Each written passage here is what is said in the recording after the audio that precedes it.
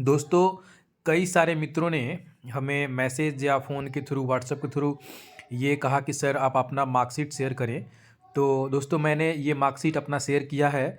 66वीं Bihar public service commission में मेरा चयन हुआ था अंतिम रूप से। तो ये मार्कशीट मेरा है दोस्तों, आप ऊपर देख रहे हैं कि नाम मेरा लिखा हुआ है और नीचे कौन-कौन सब्जेक्ट में कितने मार्क्स आए हैं, उसका डिटेल नीचे आपके सामने है स्क्रीन पर। तो आप ये देख रहे हैं, ऊपर सबसे ऊपर लिखा है Bihar public service commission 66 combined competitive examination. ऊपर मेरा नाम लिखा हुआ है, रोल नंबर और रजिस्ट्रेशन नंबर जहां है इसको मैंने हाइड कर रखा है क्योंकि ये प्राइवेसी पर्पस के चलते। और उसके बाद ये मेरा जेंडर हुआ, ये मेरा ईबीसी जो कैटेगरी है। इसके नीचे आप ये चूँकि डिटेल होते हैं कैंडिडेट के, तो वो ऊपर वाला पार्ट में रहता है। नीचे ये जो सब्जेक्ट हैं, यहाँ पे आप देख रहे हैं सब्जेक्ट। तो ये सब्जेक्ट ये टोटल 4 होते हैं।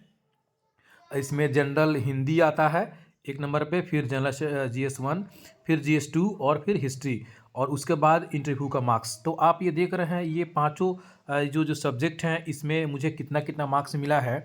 इससे दोस्तों आपको काफ़ी अनुभव होगा, काफ़ी आपको एक इसमें अंदाज़ा लगेगा कि कैसे किस मार्क्स में कितना नंबर लाते हैं कि फाइनल सिलेक्शन तक हम पहुंच सकते हैं। तो सबसे पहले इसमें देखते हैं जनरल हिंदी। दोस्तों, ये क्वालिफाई नेचर का होता है। ये 100 नंबर का एग्ज़ाम होता है 3 घंटे का, जिसमें आपको 33 नंबर लाने पड़ते हैं पास करने के लिए। ये क्वालिफाई नेचर का होता है। इसका मतलब ये हुआ कि जब फाइनल लिस्ट बनता है, मेरिट लिस्ट, तो उसमें इसका मार्क्स ऐड नहीं होता है। ये सिर्फ क्वालिफाई नेचर का होता है, जिसमें मुझे 61 मार्क्स मिले थे। अब उसके बाद आते हैं जनरल स्टडीज़ 1। दोस्तों, ये सब्जेक्ट मेरिट लिस्ट के लिहाज से देखा जाए तो काफ़ी इंपॉर्टेंट होता है। इसमें 3 सेक्शंस होते हैं, सेक्शन 1, सेक्शन 2 और सेक्शन 3। दोस्तों, इसमें मुझे मिला है 165 165 नंबर मिले हैं। जो 3 सेक्शन होते हैं उसमें पहला सेक्शन होता है हिस्ट्री एंड कल्चर का, दूसरा सेक्शन होता है वो होता है स्टैटिक्स का, जिसमें मैथ की तरफ प्रश्न आते हैं, और तीसरा जो सेक्शन होता है वो होता है करंट अफेयर्स और इंटरनेशनल रिलेशन। तो यहाँ पे दोस्तों आप देख रहे हैं, तो ये जो 165 नंबर मुझे आए हैं, ये आउट ऑफ 300 आए हैं। 300 में 165 नंबर आए हैं, जो कि काफ़ी अच्छा स्कोर माना जाता है।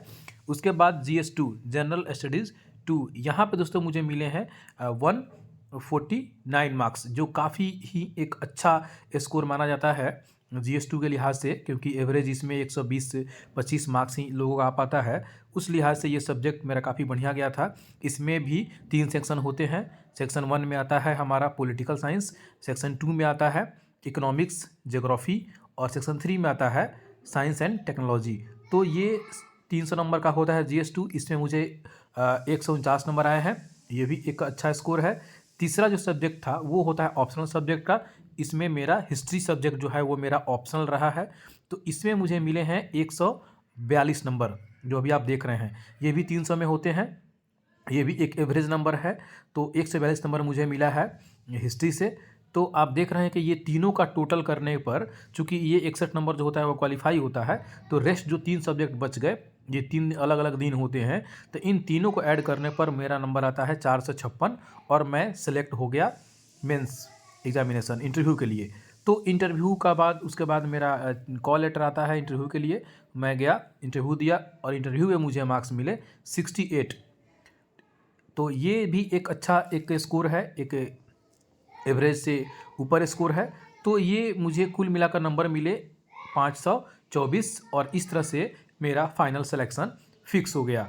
तो दोस्तों, आप देख रहे हैं कि ये जो सब्जेक्ट होते हैं general studies 1, general studies 2, optional, और इसमें एक नया ऐड हुआ है, वो हुआ है एसे का। एसे एंड राइटिंग का जो पेपर है चौथा, वो इसमें ऐड हुआ है इस जगह पे। और फिर उसके बाद इंटरव्यू का इंटरव्यू लिया जाएगा। तो आप देख सकते हैं दोस्तों कि ये मेरा 66 का रिजल्ट है। इससे काफ़ी आपको देख करके सीखने को मिलेगा कि किस किस सब्जेक्ट में कैसे कैसे नंबर आते हैं। तो आशा करते हैं कि ये जो मेरा मार्कशीट होगा आपके लिए एक नॉलेज आपका बढ़ाएगा, ये ज्ञानवर्धक होगा।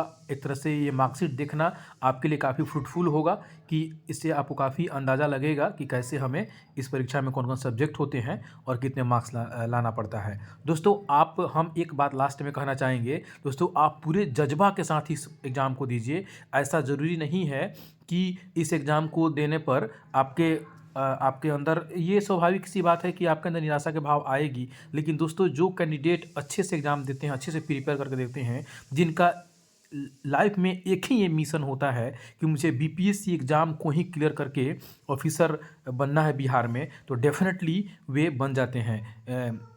अक्सर देखा जाता है कि जो कैंडिडेट 3, 4, 5 एग्ज़ामिनेशन की तैयारी एक साथ करते हैं और उनका जो तैयारी का जो पैटर्न होता है वो अलग-अलग होता है, वहीं पर आपके समय का बँटवारा हो जाता है, आपके ज्ञान का बँटवारा हो जाता है और आप थोड़ा-थोड़ा सब में तैयारी कर पाते हैं। लेकिन ज़रूरत है दोस्तों कि आप अगर बीपीएससी की तैयारी कर रहे हैं, तो निश्चित रूप से आपका सिर्फ़ और सिर्फ़ एक ही टारगेट होना चाहिए, Bihar public service commission examination को क्रैक करके बिहार में अधिकारी बनने के सपने को पूरा करना, अपने माँ-बाप के सपने को पूरा करना, अपने घर परिवार, दोस्त, समाज, रिश्तेदार सबके सपने को पूरा करना है दोस्तों। तो आपको एक ही नाव पे रहना पड़ेगा। आप अगर तैयारी कर रहे हैं बिहार पब्लिक सर्विस कमीशन की, तो निश्चित रूप से आप इसमें सेलेक्ट होंगे, बशर्ते कि आपका जो पाथ है वो एक ही होना चाहिए, आपका जो लक्ष्य है वो भी एक होना चाहिए। निश्चित रूप से अगर इस रास्ते पर आप चलते हैं, तो सफलता एक दिन आपके कदम ज़रूर चूमेगी। तो दोस्तों इस वीडियो में फ़िलहाल इतना ही। आप मेरे चैनल को सब्सक्राइब ज़रूर करें। इसी तरह के मैं इन्फॉर्मेटिव वीडियो लाता रहूँगा और अपना जो अनुभव है वो अपने वीडियो के माध्यम से आपके साथ साझा करता रहूँगा, जिससे आपको अपनी तैयारी को करने में काफ़ी हद तक सहायता मिलेगी। ठीक है दोस्तों, मिलते हैं नेक्स्ट वीडियो में। इस वीडियो में फ़िलहाल इतना ही। आपका बहुत बहुत धन्यवाद। प्लीज़ इस चैनल को सब्सक्राइब ज़रूर करिएगा।